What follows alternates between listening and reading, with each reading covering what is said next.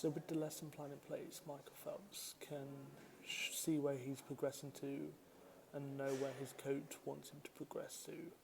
And that's why he has become such a good swimmer, is because he knows the progressions, and it helps him reduce the chance of injury because he already knows how to do the stroke properly, and that's making sure that he keeps doing the stroke properly.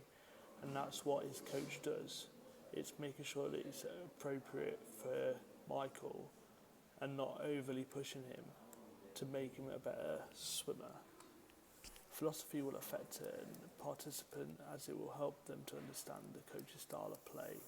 So in conclusion, basically the style of play of the coach is affected by the values, the beliefs, and they come from the background. So making sure that the players understand the style of play. So Louis van Gaal is basically a certain way of playing, and coaches that the participants don't really like the style. That's why they're not playing so well for him. And so changing his philosophy is hard, and so it's not really going to happen. So maybe a different philosophy might work for these set of players. The coach uses effective communication is important as it helps the athlete to understand what is being asked of them. So making sure that the athlete knows what's going on 100% of the time. This is because if they don't, it can become like safety reasons. So it's making sure they know exactly what they're doing so they don't get injured, they don't hurt themselves.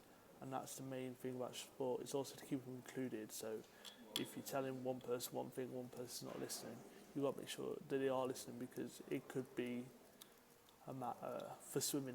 It's a sport where you have to keep intent on all of the participants, just so that they know that the safety reasons behind why you're telling them to do stuff. It's all about finally, it's about making sure the athletes are ready to move on with the progressions and making sure they are coping with the new challenges. So there's no point progressing an athlete, and if he's struggling and he can't grasp a new challenge, there's no point letting him stick to that, because he's not going to advance that way. You've got to take him a step back again, make sure that they're getting the first one properly to move back onto that one. So in swimming, no point teaching them like 4 key points in a row.